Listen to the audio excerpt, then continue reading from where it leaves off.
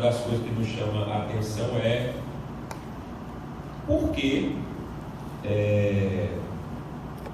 se tentou associar Satanás a tais passagens, né? a tais personalidades bíblicas. Veja, uma das explicações, não sei se você concorda com isso, e também com o professor Paulo Andrade, mas uma das possíveis explicações, né, é o fato de que nós não gostamos de nada que não tenha origem. Então, se aqueles textos não fazem menção a Satanás, ou seja, se Satanás não foi um anjo, pelo menos não explicitamente na Bíblia, não é? Porque há uma explicação para a palavra querubim, lá em Ezequiel 28. O professor Paulo Andrade fez uma abordagem sobre isso na segunda. Eu tenho um pensamento, né? Não sei qual você teria, se quiser falar rapidamente, né? Mas para mim é o fato de que o rei de Tiro era amigo e um protetor do norte do reino de Israel. Como ele era rei, então era um guardião ungido, um querubim ungido. Essa é a minha percepção. Mas, sim, aí o que é que você poderia dizer daquele termo ali, querubim protetor? Muito bem. Como falamos, primeiro eles utilizam linguagem poética, né? E até irônica. É bom que se diga isso. Ele está exagerando intencionalmente, dando características até estratosféricas, megalomaníacas, né?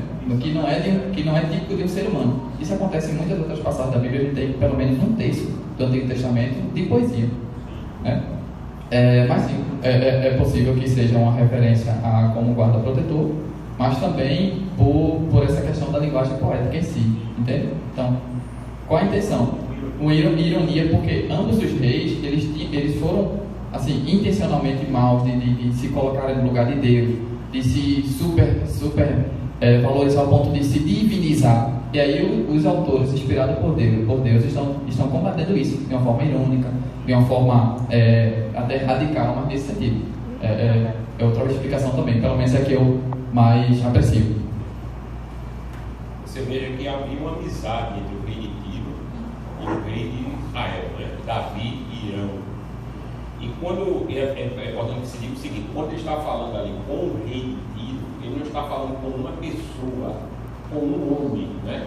Ele está falando, penso eu que é assim, ele está falando com o Tiro, ou seja, ele está falando com os reis do Tiro, né? Claro, tem um rei daquela época, mas não é a uma pessoa, não é? É o rei de Tiro no sentido de quem estava ocupando aquele cargo real.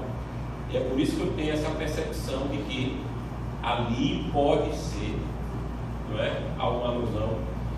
E aqui vem outra questão. Bem, se Satanás não era um querubim, Paulo Andrade não respondeu essa questão. Paulo Andrade não respondeu. Ficou aberta a questão. Foi aberta. Vamos ver se Jean vai responder hoje. Vamos ver se depois vamos ver se hoje todos nós vamos saber então a origem de Satanás. Se ele não é um querubim, qual é a origem dele, para você ver? Primeiro, é importante destacar que a gente às vezes quer, como o senhor falou, né, quer enxergar as origens. A Bíblia ela fala daquilo que é necessário para que o que nós precisamos saber. Muitas vezes a gente quer Deuteronômio 29, né, e acaba quer saber de mais coisa que a Bíblia se cala em certos pontos. Mas veja, então não é propósito da Bíblia falar de Satanás. Não é o propósito da Bíblia, né? É outro propósito.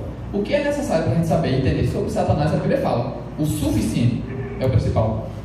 E outra coisa que querer encontrar no Antigo Testamento, essa referência, quando há o Novo, esquecemos do Novo Testamento. E no Novo Testamento temos, até porque não era compreensão, a gente precisa entender isso.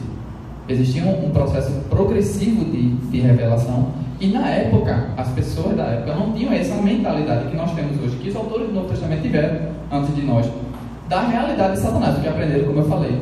desde o cativeiro babilônico. Então, já no Novo Testamento, sim, você tem isso aí mais explicado. E aí, a gente consegue até inferir certas origens de Satanás no Novo Testamento. O que conhecemos, com certeza, ele é sim um ser angelical. Ele é sim, e aí, como ser angelical, é um anjo. Ele nem é Deus e nem é ser humano. Então, o que sabemos com certeza que é um ser angelical. A que classe é que ele pertence é que fica assim a dúvida, e a Bíblia ela não nos dá essa informação precisa. Por isso que você vê, inclusive, autores de dogmática debatendo sobre isso, se é arcanjo, se é querubim. Então, nem eles têm esse consenso.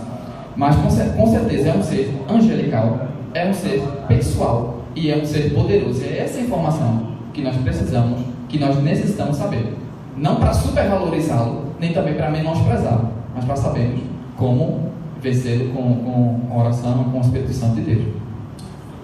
Está fazendo um mestrado aqui, não? Além do mestrado aqui do IALP, Jean, né? E está de parabéns, Jean, pela apresentação. Uma salva de palmas, né?